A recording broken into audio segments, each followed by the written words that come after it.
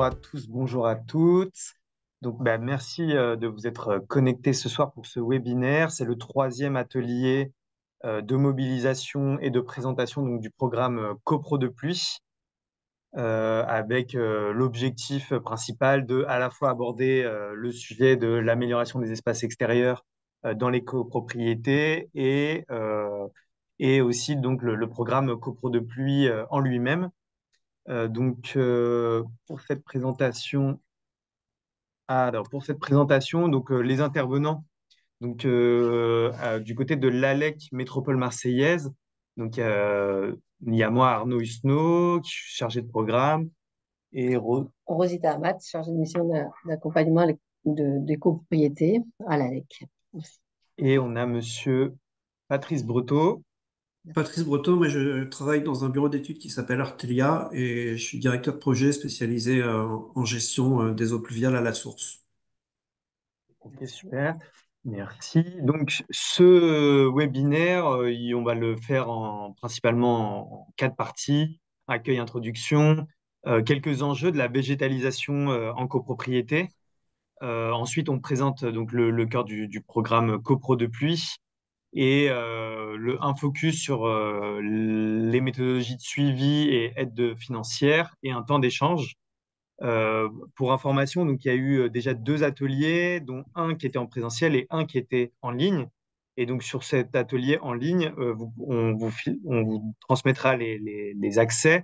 Il y a un focus sur un diagnostic du territoire de la métropole. On vous transmettra tous les accès. Donc pour cette introduction, juste on va se représenter, nous, l'ALEC, en quelques mots. Nous, notre principe, c'est d'être un tiers de confiance. On accompagne depuis 2013 en tant que mission de service public sur la rénovation énergétique. Donc là, il ne s'agissait pas de tout réinventer, il s'agissait de faire la même chose sur la question de la rénovation énergétique, l'appliquer à la question de la gestion d'eau de pluie en copropriété. Donc là, c'était les chiffres de 2023. L'ALEC accompagnait 23 000 logements sur le territoire de la métropole. C'est un chiffre en augmentation. Le principe, c'est d'accompagner, faciliter, inciter un parcours de désimperméabilisation des copropriétés en étant neutre, gratuit, indépendant, et donc de faire de lien entre les professionnels du secteur et vous, dans votre cas, les copropriétés qui vont être demandeuses de prestataires pour tout type d'intervention. Donc, pour chaque acteur, on essaie d'être voilà, un tiers de confiance, donner de la visibilité aux professionnels si jamais ils s'engagent à transmettre leur qualification, leurs assurances, et à la fois vous apporter aussi de l'expertise dans vos projets. Donc, la première partie, les Ouais. enjeux de la végétalisation. Tout d'abord, bonjour. Bonjour aussi à les personnes qui viennent d'être connectées juste à l'instant. Donc, on démarre le webinaire un peu plus décalé pour essayer d'avoir toutes les personnes qui sont inscrites et souhaitant participer. Donc, l'objectif, comme le disait Arnaud, c'était l'enjeu sur la végétalisation sur notre territoire, c'est de aussi lutter contre la saturation des réseaux et la pollution, justement, qui est due par le ruissellement. On va aussi traiter le sujet, l'objectif de réduire les îlots de chaleur urbains, favoriser la biodiversité, bien sûr, et ainsi traiter aussi le problème des recharges des nappes phréatiques. Les objectifs aussi, c'est de créer du lien, améliorer la valeur du patrimoine et maîtriser les charges. Alors, attendez, j'accepte encore quelqu'un qui... Oui, je vais prendre le relais pendant ouais, que tu... voilà. Donc, là, pour justement lutter contre la saturation des réseaux, nous allons démarrer par un petit quiz pour essayer de vous mettre un peu dans le bain du sujet. Donc, pour cette première question, on va vous demander, c'est jusqu'à quelle quantité de pluie les sols désimperméabilisés, les sols à désimperméabiliser, ils sont capables d'être absorbés en 24 heures. Donc là, pour un ordre de grandeur, 1 millimètre de pluie est égal à 1000 mètres cubes par kilomètre carré. Et une piscine olympique est l'équivalent de 2500 mètres cubes. Donc, pour cette question-là, d'après vous, selon vous, c'est 2 millimètres, 2 millimètres, 2000 millimètres ou 10 millimètres. Voilà. Donc, on va vous laisser le temps de pouvoir valider. On vous a envoyé un Voilà, petit lien. il est 18 heures, on essaie de trouver un format un tout petit peu interactif. Mm. Donc là, vous avez une question, vous n'êtes pas obligé de répondre, il n'y a rien à gagner. Et pour l'instant, voilà, donc il y a cette question c'est quelle quantité de pluie est absorbable par les sols en 24 heures. On vous donne des ordres de grandeur. Euh, pour l'instant, voilà, on a la plupart, les 2 tiers des personnes qui ont répondu. On va peut-être passer à la fin Mm. mettre fin au sondage. Donc, la réponse, c'était 10 millimètres. 10 Vous millimètres. étiez 67% à tomber sur la bonne valeur. C'est le bon ordre de grandeur. Oui, d'après l'Observatoire de Météo France, depuis presque 70 ans, on a observé, cet observatoire nous démontre que 80% des pluies sont inférieures à 10 millimètres d'eau en cumul sur 24 heures. Donc, forcément, il y a une capacité d'absorber ces pluies-là qui sont les plus fréquentes. Donc, si, comme c'est la source, c'est le bureau d'études Artelia, si Patrice souhaite rajouter un petit mot là-dessus. Ouais, on montre souvent ce graphique parce que quand on parle de gérer les eaux pluviales à la source par infiltration, souvent on se dit que ça représente des volumes tellement importants dans nos régions qu'on ne sait pas le faire techniquement. Et parce que les pluies qui inondent, c'est des pluies qui font 60, 70, 80 millimètres. Mais c'est pas les pluies qui nous intéressent quand on fait de la gestion des eaux pluviales à la source. Ce qui nous intéresse, c'est les pluies, voilà, 10 millimètres, 20 millimètres. 10 millimètres, c'est 80% des pluies en nombre de pluies. Donc, et ça, 10 millimètres, c'est facile à gérer du coup parce que c'est des volumes qui sont relativement limités. Et donc, ce graphique, il est intéressant pour ça. On prend les questions au fur et à mesure et Ouais. si elles sont trop techniques, on a prévu un temps, vous l'avez vu à la fin de la présentation pour les détailler, n'hésitez pas. Donc ensuite, on avait une seconde Alors, question.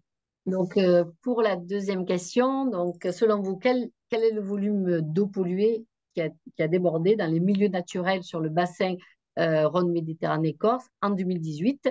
Est-ce que c'est l'équivalent de 700 000 mètres cubes, 70 millions de mètres cubes ou 70 milliards de mètres cubes d'après vous? Donc, on vous relance le quiz et vous pouvez répondre. On vous laisse le temps de répondre. Donc là, les réponses sont assez bien réparties. Enfin, tout le monde a Oui. choisi une réponse différente. Euh, donc, il y a une tendance qui se dégage. On vous laisse encore quelques secondes. On reprécise qu'il n'y a rien à gagner, malheureusement. Ok. Donc là, Donc là, vous étiez quand même une majorité à avoir trouvé la bonne La bonne réponse. réponse. On est... Bah, je te laisse. Allez-y. La bonne réponse, c'est 70 millions de mètres cubes. Donc, comme pour un ordre de grandeur, c'est l'équivalent de 28 000 piscines olympiques. Donc, c'est énorme. Ça, c'était en 2018. Et d'après les sources de l'Agence de l'eau, en 2020, ce volume a été divisé par deux grâce à un travail mené par les collectivités pour traiter le sujet sur les réseaux d'assainissement. Et justement, sur ce point-là aussi, ce travail a permis de déjà diminuer par deux cette eau qui a déjà débordé dans les milieux naturels. Donc, si Patrice aussi, s'il y a un petit complément, si tu souhaites aborder ce sujet sur le complément du traitement Ouais, des réseaux d'assainissement. juste préciser que ce volume de pollution-là, ça concerne un mélange d'eau usée et d'eau pluviale. En fait, aujourd'hui, on aménage une ville, on sépare les eaux de pluie et les eaux qui sortent des toilettes, enfin tous les eaux qu'on utilise dans nos domiciles.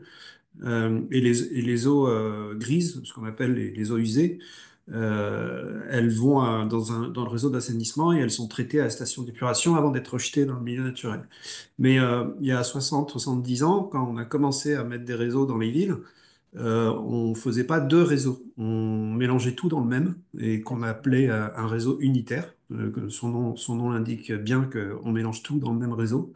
Et là, le point faible de ça, c'est que quand il pleut, ben, les réseaux sont saturés, ils se mettent en charge, et pour pas que ça déborde sur la chaussée, on a aménagé des trop-pleins. En fait, comme le petit trop-plein que vous avez dans votre lavabo, là, ben, c'est pareil. Et donc, c'est un tuyau qui va envoyer l'eau dans un cours d'eau, dans la mer, sans qu'elle soit traitée. Et du coup, c'est un mélange d'eau usée et d'eau pluviale. Et voilà, c'est de cette pollution dont on parle là, qui a été divisée par deux en 2020. Ok, merci. Donc, ensuite, donc, à propos d'un autre enjeu sur la végétalisation, réduire les îlots de chaleur. C'est Là, il y a une dernière question. une dernière question. En fait, sur cette image, ça illustre un enrobé jaune ou rouge. D'après vous, quelle est la température qu'il a pu atteindre au sol? Est-ce que c'est supérieur à 45 degrés? Bien sûr, c'est en période estivale.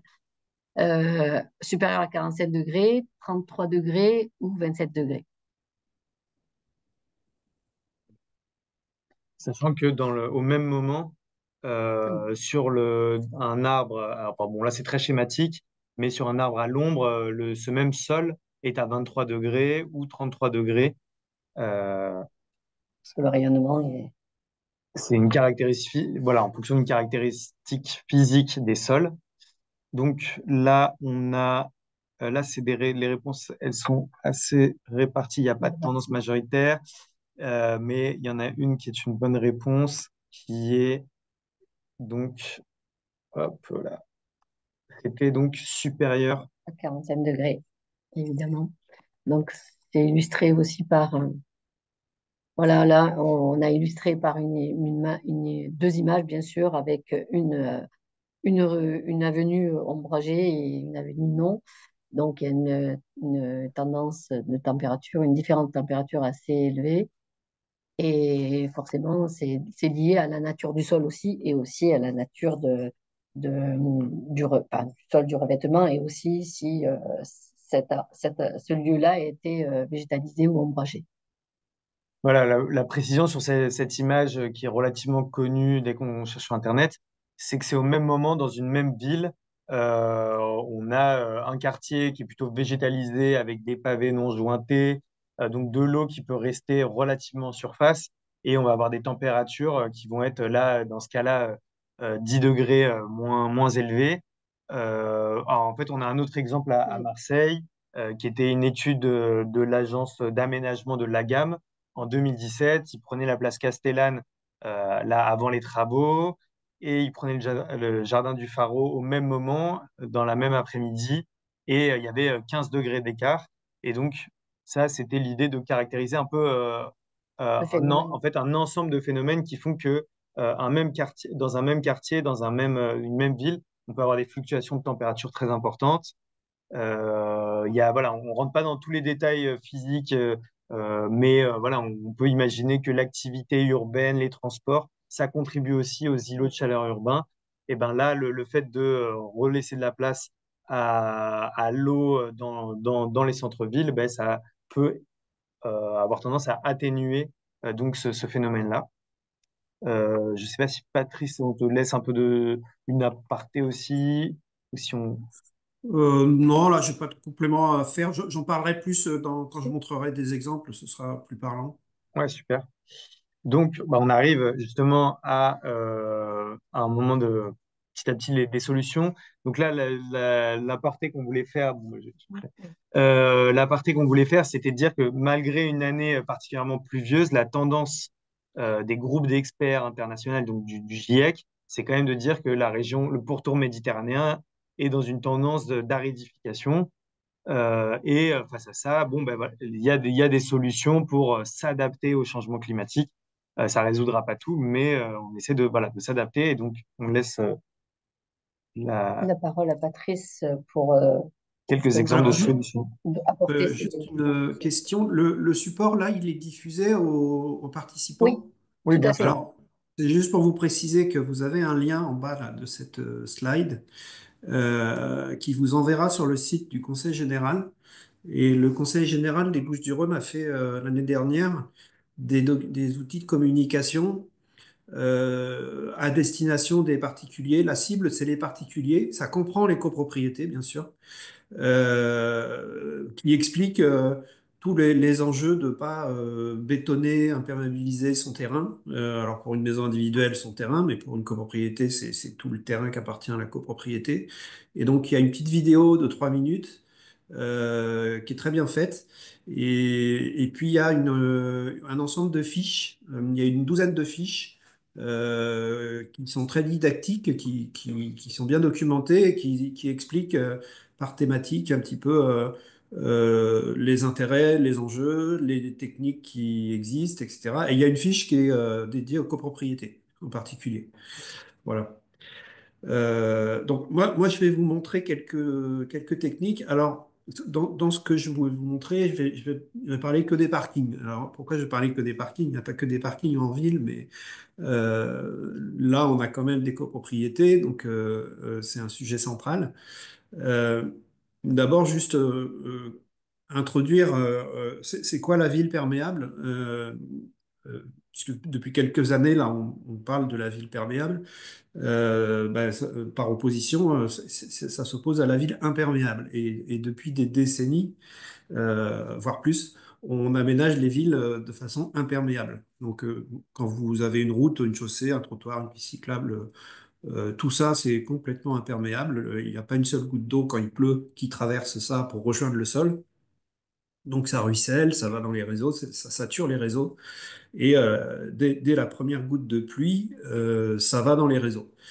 Et aujourd'hui, ce qu'on essaye de faire, c'est de remettre de l'eau dans le sol, parce que l'inconvénient d'avoir une ville imperméable, c'est que le sol, il est plus suffisamment en contact avec l'eau, et ça pose des problèmes, euh,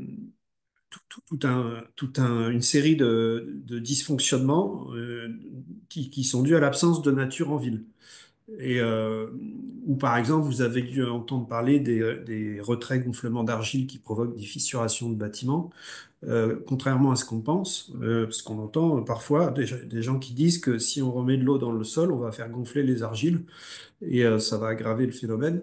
Et en fait, c'est plutôt le contraire, c'est-à-dire que comme le sol, il voit pas une goutte d'eau quand il pleut pendant toute l'année, eh ben, on a des différences entre des zones qui sont arrosées et des zones qui sont pas arrosées, et donc de l'argile sèche et de l'argile humide, et c'est là qu'on a des problèmes de retrait gonflement. Donc, c'est un exemple comme tant d'autres. Et donc, l'objectif, c'est de remettre de l'eau dans le sol pour alimenter de la végétation. Et la clé de tout l'enjeu de la ville perméable, c'est d'améliorer la qualité de vie en ville.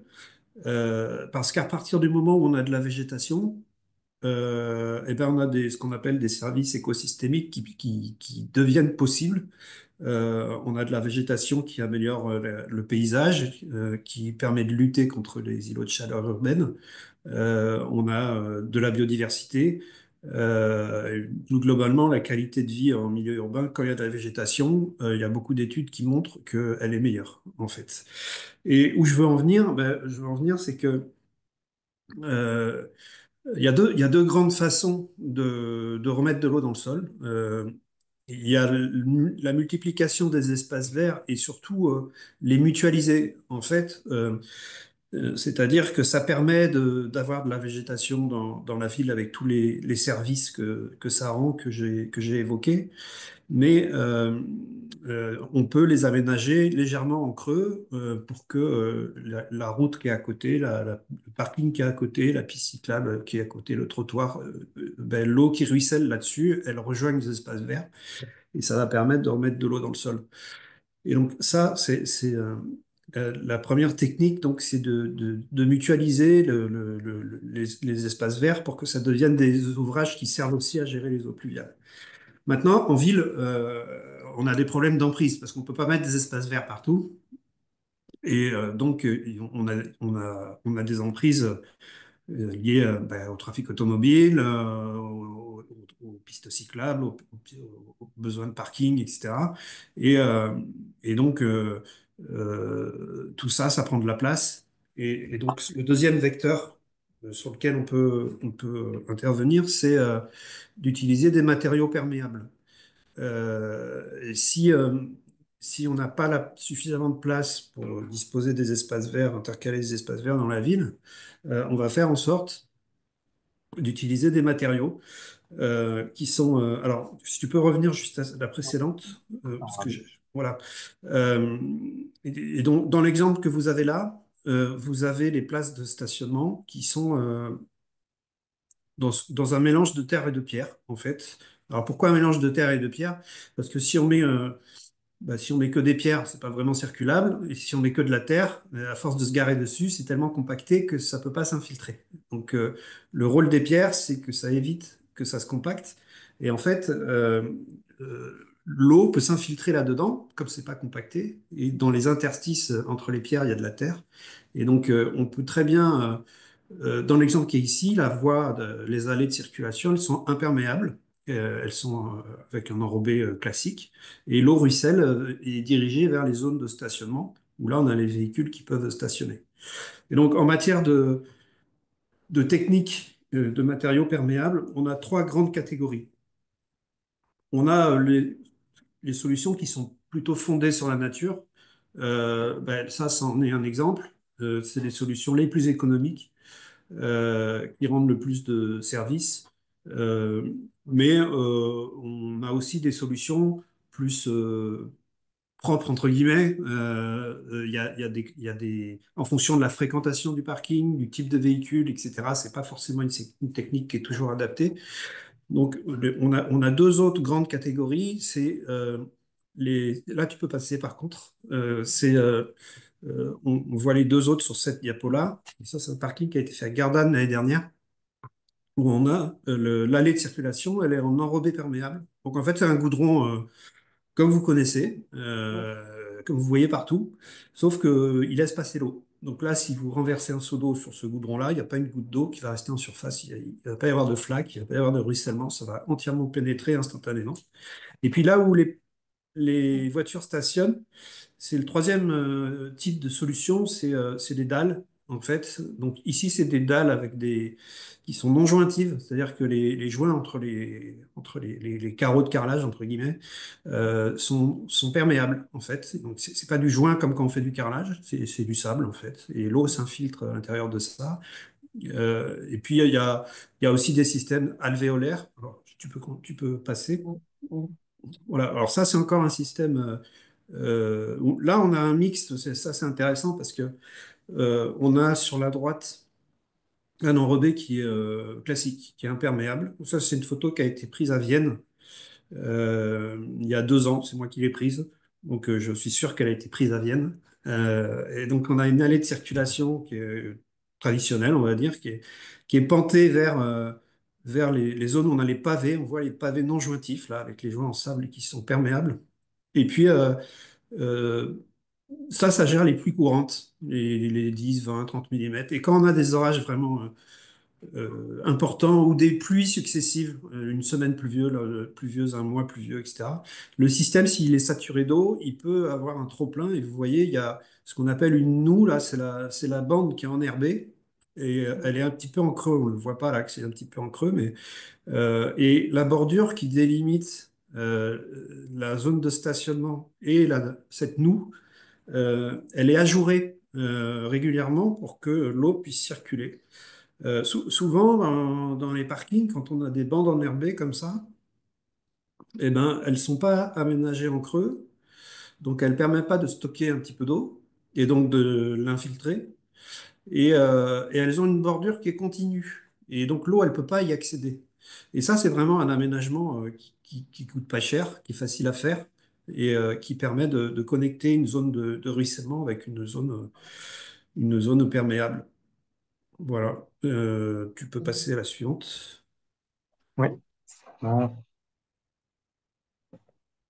Et là-dessus, enfin, c'est vrai que bon, Mm. pour la petite aparté à Marseille, pour l'instant, on observe effectivement, comme tu le dis, plutôt des bordures Ajouré. non ajourées. Ouais, ce qu'on observe à Marseille, c'est qu'on a non seulement la bordure qui est pleine, elle n'est pas ajourée, mais en plus, elle est surélevée par rapport à la voie de circulation. Donc, vous regardez tous les terre-pleins qu'il y a en ville, partout dans Marseille, ils sont faits comme ça. Et la métropole a vraiment, depuis 3-4 ans, là, elle a vraiment pris ça très au sérieux.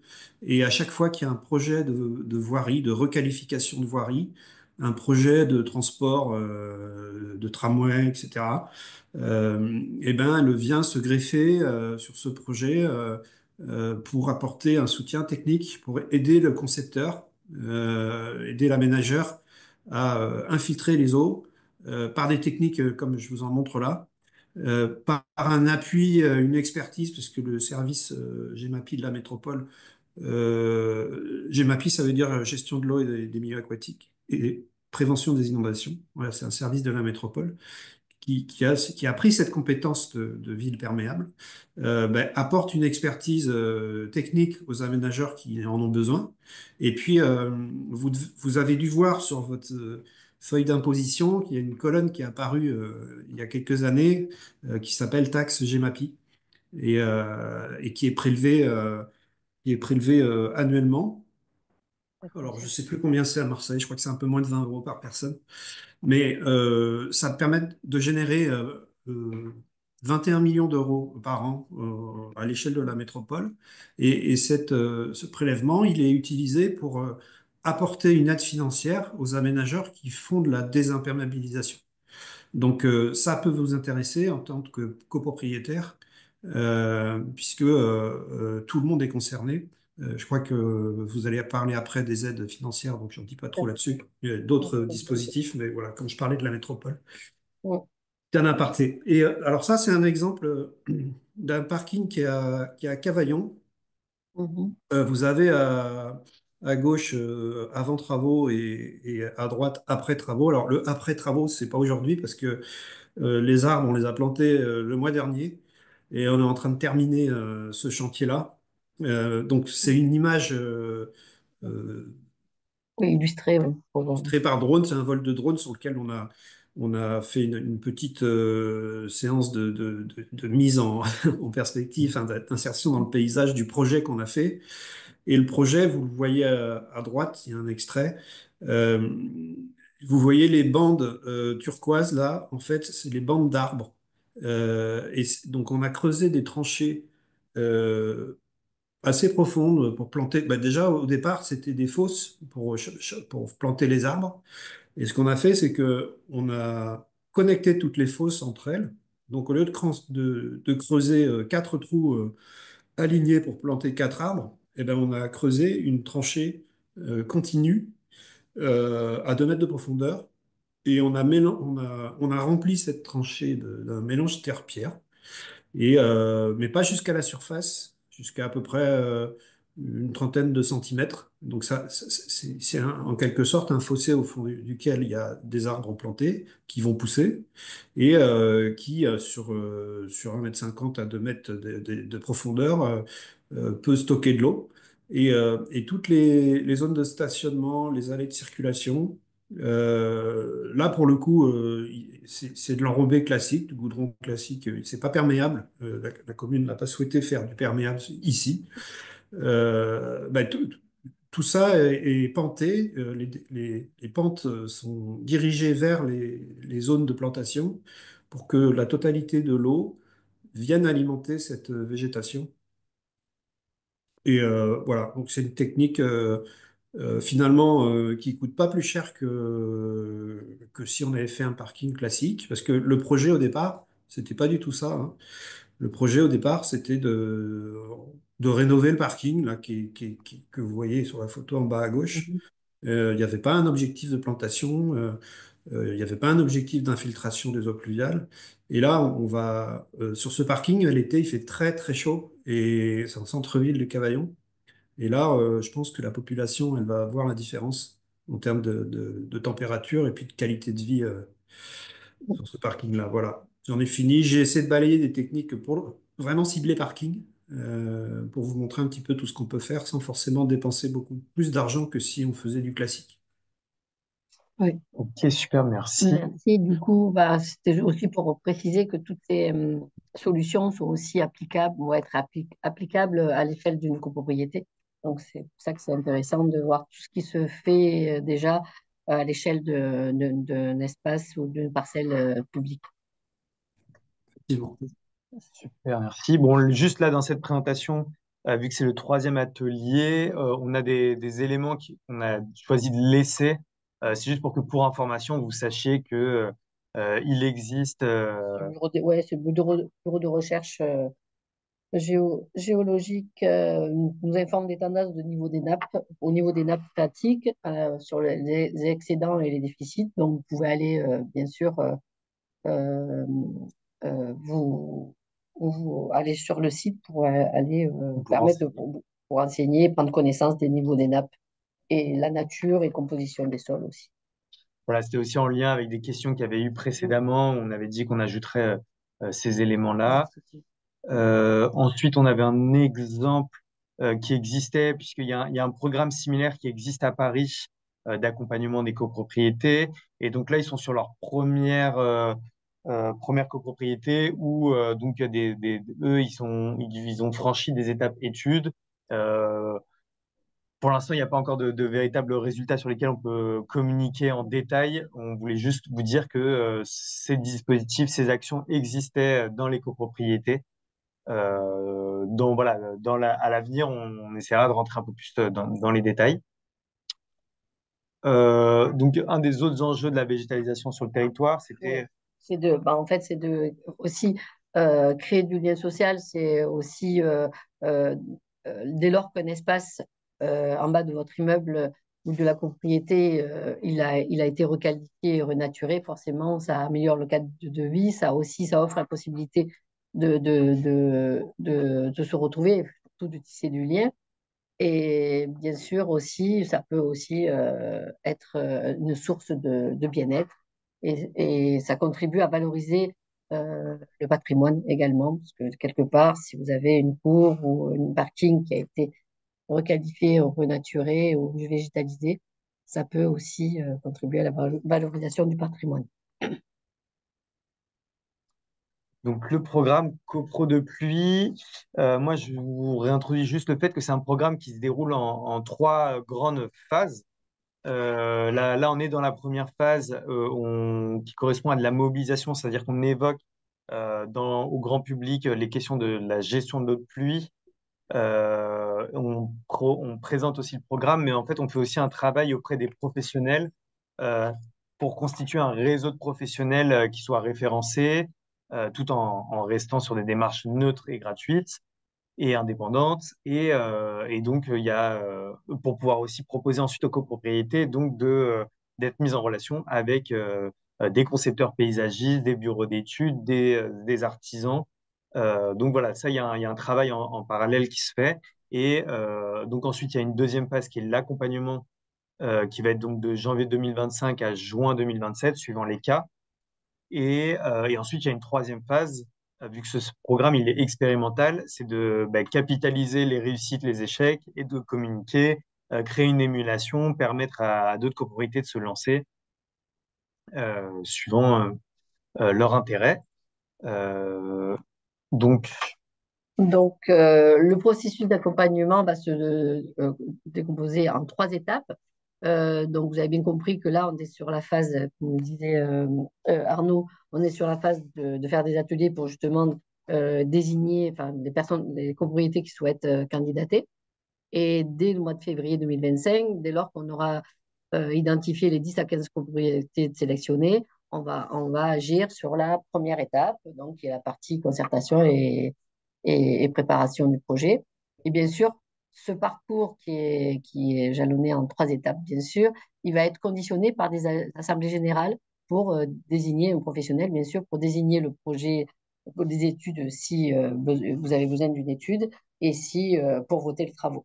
Donc ça, c'est les conditions classiques d'une copropriété. Donc on ne déroge pas à un vote en assemblée générale.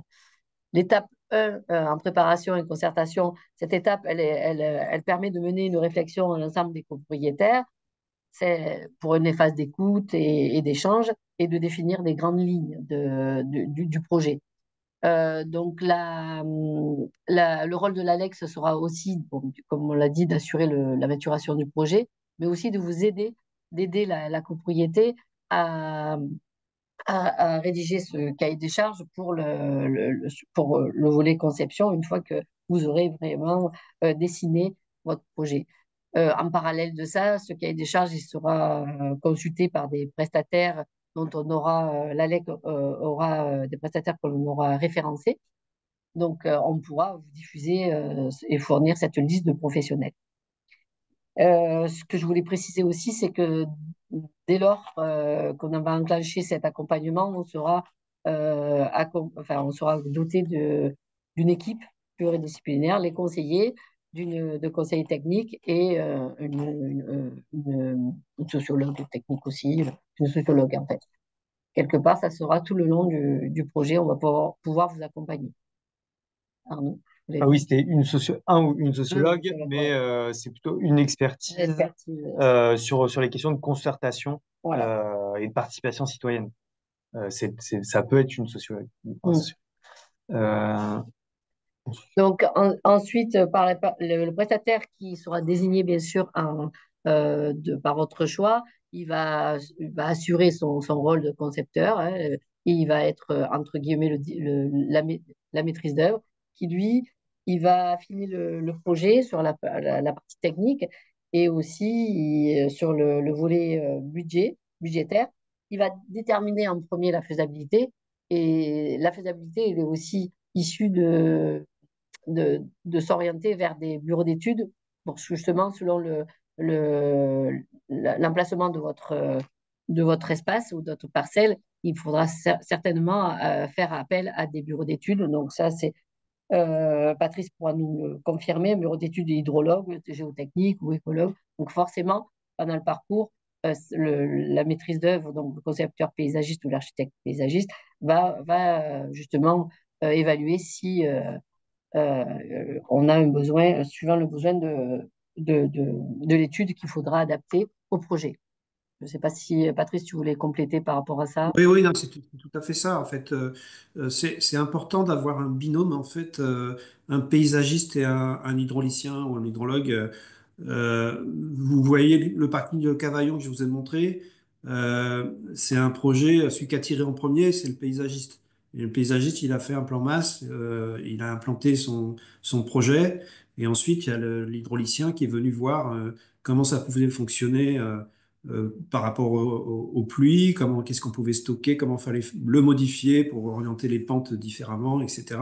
Et puis aussi, l'hydraulicien, il va apporter des arguments qui vont être entendus au-delà du projet.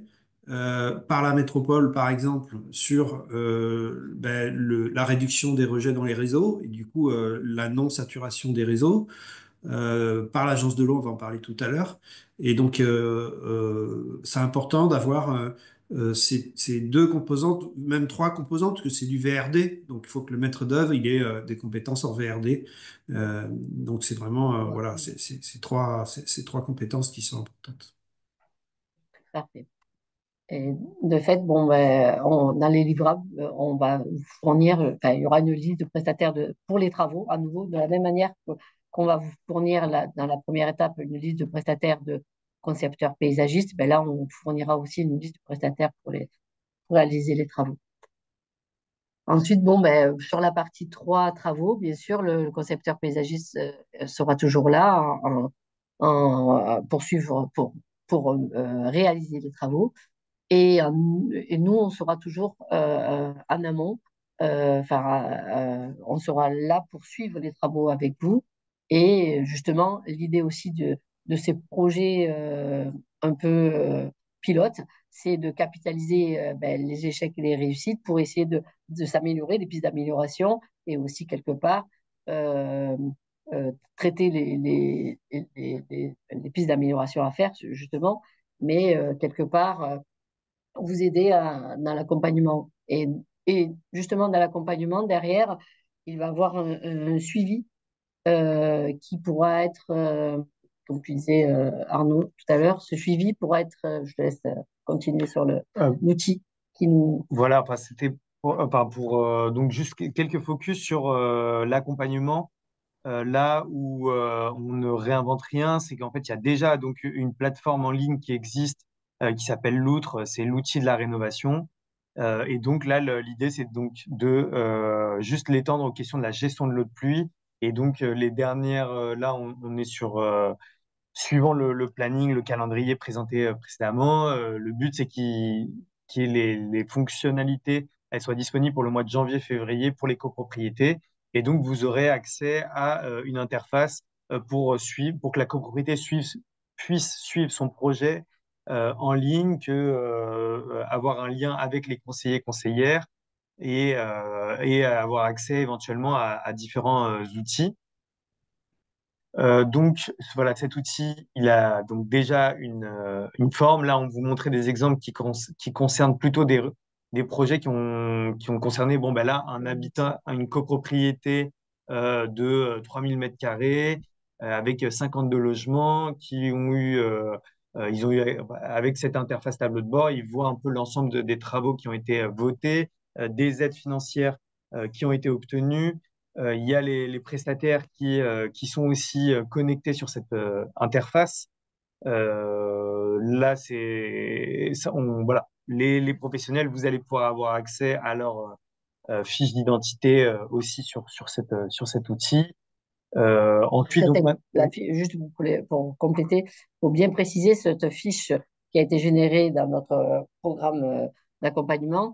C'est bien sur la rénovation énergétique et c'est vrai que c'est un exemple pour bien vous informer que enfin, dans le dispositif Copro depuis, vous obtiendrez cette même fiche de projet, mais avec la thématique de la gestion des sols et des eaux.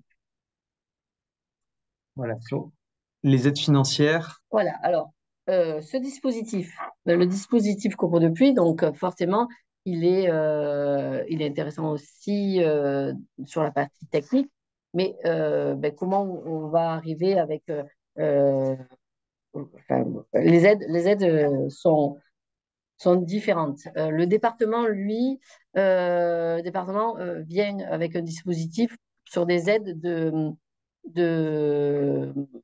sur toujours le public cible, c'est la copropriété, mais c'est des aides justement dédiées à des récupérateurs d'eau de pluie, des cuves à raccordement, des usages pour extérieur à cuves hors sol, des usages domestiques enterrés ou semi-enterrés. Et du coup, il y a un financement qui est assez intéressant, qui est pour les cuves hors sol, c'est 25% du montant TTC, pour un maximum par logement de 250 euros. Et cuve enterrée, 50% du montant TTC pour maximum 2000 euros par logement. La modalité, bien sûr, quand on est dans un cadre d'une copropriété, ça sera via le compte du syndicat de copropriété et les demandes individuelles se feront en ligne. Donc voilà, le département, bon après il y a les démarches et seront précisées beaucoup plus tard pour demander les pièces à fournir. On a le dispositif de la métropole Aix-Marseille-Provence à une approche, bon c'est toujours pour les copropriétés. Pour les copropriétés, avec un minimum de 5 lots d'habitation pour justement une situation géographique qui est un peu plus. Ils ont ciblé aussi une zone, la zone avec une surchauffe urbaine. Donc, on en a parlé tout à l'heure, hein, l'île aux chaleurs. Donc, pour cette situation géographique, bon, c'est sûr. L'aide, elle est sur toute la métropole. Aujourd'hui, moi, je rappelle que notre dispositif aujourd'hui, dispositif en copropriété pilote, il démarre uniquement sur la ville de Marseille pour l'instant. Donc, l'aide aujourd'hui est sur la métropole, mais aujourd'hui, les futurs candidats, ce sera uniquement sur la ville de Marseille. La subvention de la métropole, elle va aussi porter sur la partie euh, étape 1, concertation, réunion. Elle va être aussi appliquée sur la maîtrise d'œuvre, donc concepteur, et sur les travaux, sur la pose du matériel annexe aussi, et sur la fourniture de plantation. Donc, à quelle hauteur? Pour les concertations, ce sera à la hauteur de 750 € hors taxe par jour, donc avec un maximum de 5 jours. Voilà, plus un jour, suivant la copropriété, si elle a au-delà de 30 lots d'habitation. Bon, la maîtrise d'œuvre va être plafonnée à 30% plafonnée à 2 500 € par tranche de 50 lots d'habitation et 40% achevés avant le 31/12/2025. Donc ça va être un peu délicat puisque le temps que le projet se mettra en route, je pense, à part si les personnes qui sont en ligne aujourd'hui ont déjà des projets qui ont démarré sur ce sujet de désimperméabilisation des sols ou autre. Sur les travaux, il y a 30% d'aide plafonnée à 10 000 € par tranche de 50 lots d'habitation et en nouveau, un petit bonus de 35% si le projet est achevé avant le 31 décembre 2025. Du coup, on a aussi, alors en parallèle, il y a l'aide de l'agence l'eau de Rhône-Méditerranée Corse, qui aujourd'hui on a le dispositif de 2024, il est en cours de passer en commission pour 2025. Mais aujourd'hui, à ce jour, comme information, nous avons que cette aide, elle est sur justement une étude de dimensionnement, ce qu'on a parlé tout à l'heure, le travaux de terrassement, de désimperméabilisation, de végétalisation, qui est nécessaire justement à la déconnexion, et un financement qui est plafonné à 46 € au mètre carré, dès lors que la surface est déconnectée. Ça peut aller jusqu'à 50%. Donc là, Patrice peut-être peut nous confirmer un petit peu par Ouais, rapport. je peux préciser ce que ça veut dire déconnecter. Euh, j'ai pris l'exemple tout à l'heure on aménage un espace vert en creux à côté d'un parking. Euh, on se débrouille pour que l'eau qui ruisselle sur ce parking aille dans l'espace vert. Euh, et puis on se dit, tiens, la gouttière du bâtiment qui est à côté, au lieu de l'envoyer dans le réseau, je vais l'envoyer aussi dans cet espace vert. Et en fait, les mètres carrés déconnectés que vous voyez là, c'est la surface de tout le parking et de tout le bâtiment, puisque c'est le volume que vous avez déconnecté, la surface d'apport que vous avez déconnecté au réseau d'assainissement. Voilà, donc c'est pas juste si vous faites un parking perméable, c'est la surface du parking, c'est vraiment la notion de déconnexion du réseau. Voilà, Mhm. et Rosita l'a dit, l'agence de l'eau, elle fonctionne par programme d'intervention qui dure 6 ans. Et quand elle renouvelle son programme, ben, elle redéfinit ses pourcentages d'intervention, les conditions dans lesquelles elle intervient, les plafonds de subvention, etc., etc. Et donc là, on est dans la fin du 11e programme jusqu'à fin d'année là. Et le 12e programme sera présenté en janvier. Donc ils vont renforcer. On n'a pas de chiffres encore, mais ils vont bien sûr continuer à financer. Ils vont augmenter leur objectif de surface déconnectée. Et donc, c'est intéressant de ce point de vue-là. Ok, parfait. Bon, voilà, pour information, c'est un programme, nous, là, le programme Copro de pluie, qui est financé par l'agence de l'eau Rhône-Méditerranée Corse. Voilà, nous, on a un intérêt, c'est comme ça qu'on a défini nos objectifs. L'objectif, c'est de pousser des copropriétés à faire un dossier ambitieux, complet, pour solliciter des aides à l'agence de l'eau. Et comme tu le dis, Patrice, Pour l'instant, on n'a pas toutes les modalités des aides financières pour le prochain programme. On vous a présenté les différentes aides qui existent à l'heure actuelle. Et nous, notre objectif, c'est d'aller par étapes. Donc, pour l'instant, on va dire que tout le monde est dans les temps puisque, en fait, les aides financières, elles vont encore évoluer. Et le but, pour l'instant, c'est de s'informer, de mobiliser les copropriétés, d'essayer de générer une dynamique, voir s'il y a un intérêt ou non. Et là, quand on montre cette petite diapositive, c'est juste montrer ce qui se passe sur des rénovations énergétiques. Donc ça, c'est un accompagnement qui existe déjà depuis un certain nombre d'années, où quand les personnes arrivent en assemblée générale, elles ont un tableau bon, qui est plus complexe que ça, parce que là, il n'y a pas les codes-parts, il y a pas tous les détails des lots de travaux, mais au moins, il y a une démarche d'essayer de dire que, en assemblée générale, vous présentiez au moins une résolution euh, relativement clair sur qu'est-ce que ça va être le reste à charge d'un tel projet. Et après, vous votez oui, vous votez non. Nous, on décidera jamais à votre place. Nous, le but, c'est d'essayer au moins qu'en Assemblée générale, on arrive jusqu'à un processus de décision. Plus, a priori, et par expérience, on sait que plus un projet est co-construit par une copropriété, plus il a des chances d'être validé ensuite en AG. Donc là, les chiffres, c'est pas la peine de s'arrêter dessus, c'est juste montrer un peu des formats. Ensuite, on sait que voilà, on sait que ce sont des choses qui existent, qui fonctionnent. Là, on vous donne, enfin, je veux dire, ce type d'accompagnement. Là, on vous donne un exemple aussi d'accompagnement qui a été fait sur une copropriété avec des travaux de rénovation énergétique. Et là, dans ce cadre-là, ben voilà, il y avait un montant de travaux de 1 200 000, mais il y a eu 500 000 euros d'aide. Et, c'est ça notre objectif, c'est pas de juste générer des dépenses supplémentaires pour une copropriété, c'est de montrer tous les avantages et les inconvénients et de permettre à la copropriété d'avoir un vote éclairé à la fin sur ce qu'elle souhaite. Donc voilà, donc si pour l'instant vous n'aviez pas forcément posé de questions Oui, si. dans le chat.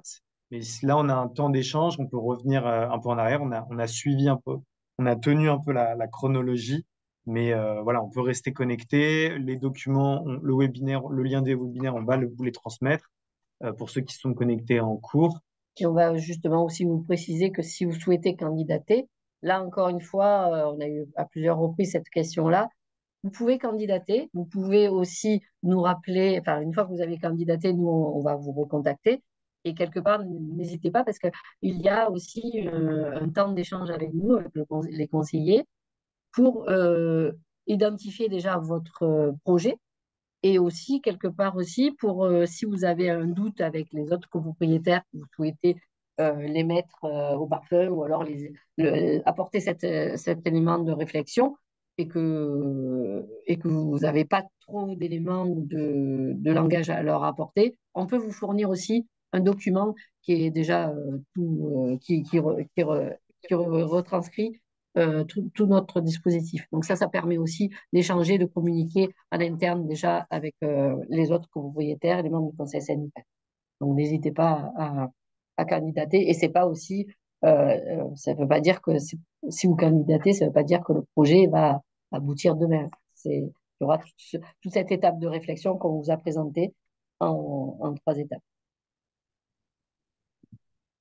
Bon, ben, merci en tout cas d'être déjà avoir assisté Oui. à ce webinaire.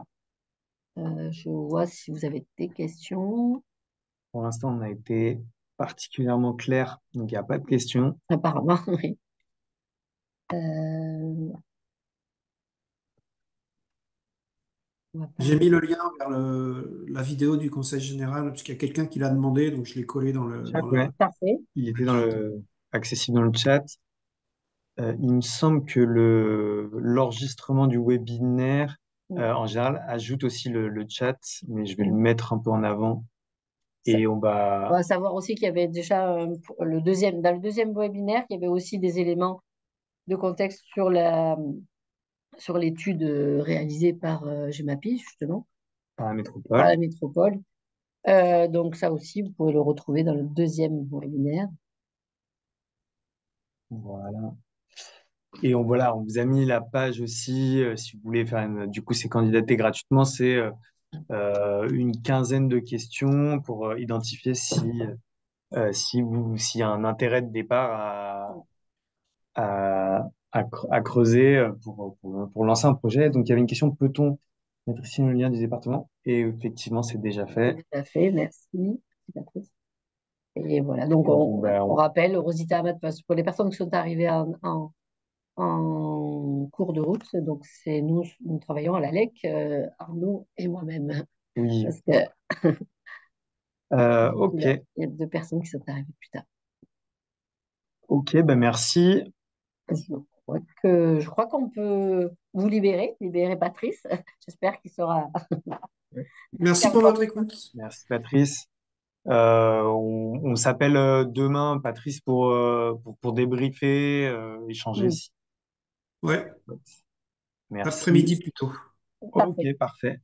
Merci à vous. Bonne Merci. Merci. soirée. Au Merci. revoir. Bonne soirée. Au Au revoir. revoir.